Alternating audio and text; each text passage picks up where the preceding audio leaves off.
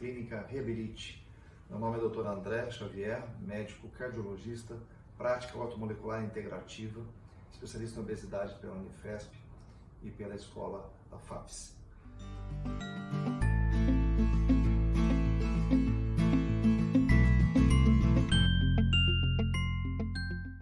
O assunto de hoje é a continuidade do nosso primeiro vídeo sobre o uso da ortomolecular no tratamento da obesidade.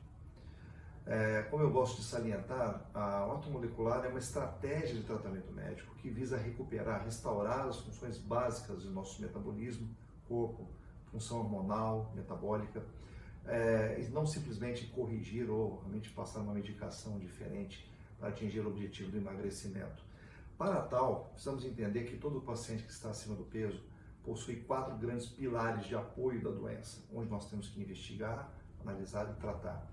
Basicamente, você pode dividir esses pilares entre a parte emocional ou psicológica do paciente, a parte alimentar, propriamente dito, entre a parte dietética, seja ela ruim, seja ela excessiva, e a questão física, está sempre atrelada à parte alimentar, finalizando com a parte metabólica, os seus processos que não vão fazer com que o corpo realmente queime aquela quantidade de calorias ingeridas e gere energia para o funcionamento.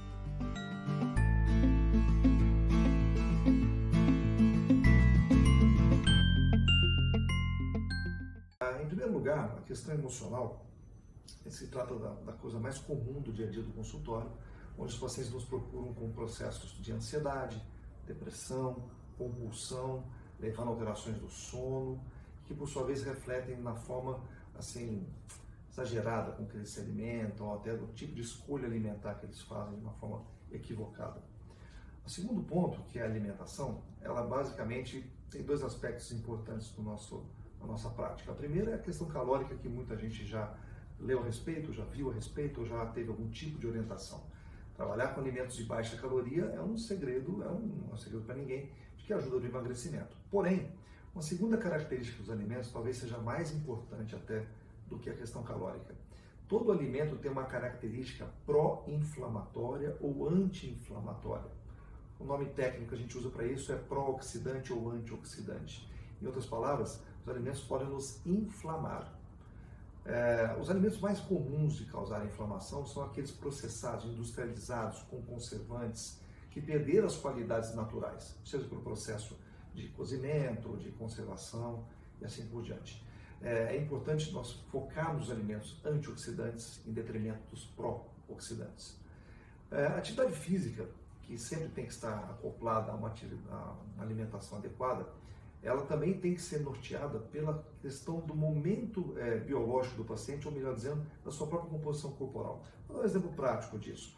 O paciente está acima do peso, mas ele pode ter uma situação de excesso de gordura corporal e excesso de músculo corporal. Acontece, por exemplo, com ex-atletas, com pessoas que tinham uma atividade física muito intensa até pouco tempo atrás. E é uma condição assim menos difícil de conduzir, porque a massa muscular, a massa magra favorece o emagrecimento. Em contrapartida, o mais comum de encontrar é o contrário. São pacientes que já não têm a mesma massa magra, ou porque envelheceram, porque nunca tiveram uma atividade física correta e agora estão com um acúmulo de massa de gordura. Esse é o paciente mais complicado. E a atividade física para esses pacientes são diferentes. E claro que dependendo do momento, de como ele vem exercendo essa atividade física nos últimos meses e anos, ele vai ter uma estratégia diferenciada.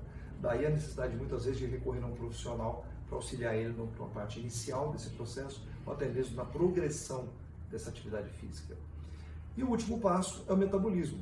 Eu costumo dizer que o metabolismo é uma caixinha preta. Você nunca sabe o momento biológico que o seu corpo está vivendo até você começar a investigar, fazer os exames adequados e entender o que está acontecendo com você, né?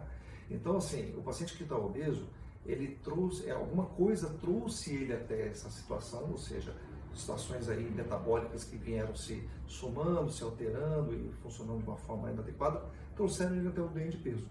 E o próprio ganho de peso já trouxe também algumas consequências práticas para os sistemas orgânicos principais. Então, cabe a essa investigação fazer um estudo minucioso do momento biológico que o corpo do paciente está vivendo para poder fazer essa correção.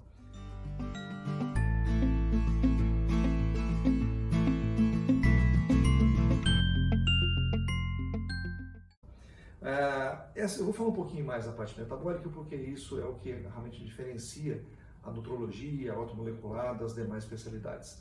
Nós temos basicamente uma tríade energética, ou seja, 3 sistemas que são geradores de energia para o nosso corpo e que queimam o combustível, ou seja, facilita o nosso emagrecimento, se a gente realmente trabalhar com eles de uma forma adequada. O primeiro sistema, eu vou começar pelos mais conhecidos, o primeiro sistema é o sistema tireoide. Muita gente já conhece, sabe que tem a ver com emagrecimento, sabe que tem a ver com ganho de peso. O que pouca gente sabe é que o sistema funcional da tireoide ele é muito mais complexo do que simplesmente a produção de um hormônio, né, que vai ter um resultado final sobre o emagrecimento. Eu vou entrar em detalhes ao longo dos próximos vídeos em cada um desses problemas, mas já fica aqui a seguinte observação. Muitas vezes as pessoas acham que a tireoide está dentro de uma faixa normal laboratorial e a sua função prática não está adequada. Então isso também faz parte da nossa pesquisa do dia a dia do consultório. O segundo sistema é a própria insulina, o sistema de produção da insulina pelo pâncreas e a sua função de fazer a captação da glicose pela célula. A primeira consequência prática de um paciente que está acima do peso é ter uma resistência à ação da insulina. Essa resistência à ação da insulina gera, além de um processo de acúmulo de gordura como reserva, claro, não está gastando, né? Mas também gera um processo inflamatório muito importante. E esse processo inflamatório vai voltar à tona em todas as questões envolvendo o ganho de peso, retenção de líquido e dificuldade de metabolização dos nutrientes. O terceiro sistema é o sistema neurohormonal, é aquele que liga a nossa hipófise ao controle metabólico através dos hormônios metabólicos como o cortisol, por exemplo. Esse eixo hipófise-cérebro-hormônio, ele é o que comanda o nosso metabolismo prioritariamente. Na verdade, ele é o mais importante, na minha opinião, porque se ele funciona mal, nenhum outro sistema vai funcionar bem. E acaba que o nosso estilo de vida, nossa sobrecarga emocional, intelectual, profissional, junto com uma baixa qualidade, descanso, de repouso, de relaxamento, faz com que esse sistema se estresse, ele se fadigue. Essa fadiga, esse estresse neurohormonal, essa fadiga neurohormonal praticamente deixa o metabolismo totalmente parado. Ou seja, ele para de funcionar e você entra num modo de economia de energia, coisa que não é adequada para quem quer perder peso. Bom, por fim, todas as investigações que a gente faz no dia a dia do consultório levam em conta todos esses sistemas que a gente está mencionando. A questão é que algumas particularidades, algumas individualidades acontecem ao longo da investigação. Vou dar um exemplo prático, que é a mulher da menopausa, né? A mulher na menopausa. Então, você acaba tendo algumas características que você tem que individualizar em cada paciente, isso faz parte do dia a dia do nosso consultório, né? Como eu disse, nos próximos vídeos eu vou falar especificamente de alguns sistemas como a tireoide, a insulina, a fadiga neurohormonal, e a gente vai ter a oportunidade de detalhar melhor esses sistemas. Eu gostaria de convidá-los para assistir os próximos vídeos. Se você gostou do nosso vídeo, deixe um gostei aqui. Inscreva-se, caso você não seja inscrito ainda. E, por favor, qualquer dúvida, qualquer pergunta, pode acionar nossos contatos nas nossas mídias sociais, nosso WhatsApp. Eu vou deixar o contato aqui no final do vídeo. E será um prazer atender a vocês. Obrigado.